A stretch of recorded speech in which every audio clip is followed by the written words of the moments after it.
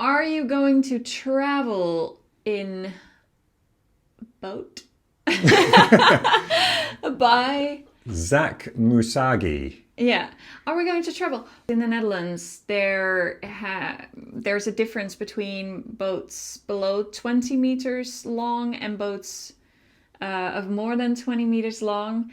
And you have to have a certain certificate for a boat that is more than 20 meters long in order to be able to sail it. We don't have a certificate. Our boat officially is almost 22 meters long. So probably the answer is no. It'll probably be, how would you say that? A static liveaboard. Yeah.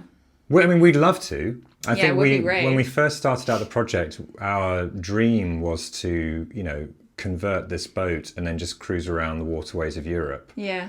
But as we look more into it, the issue is that it's slightly too long to get the certificate to sail without spending, probably hundreds of thousands of euros trying to get it up to a good sailing standard. Yeah. So, but then we also don't really know because we don't know the ins and the outs of the CVO certificate. So maybe one day. We know it's not manageable right now.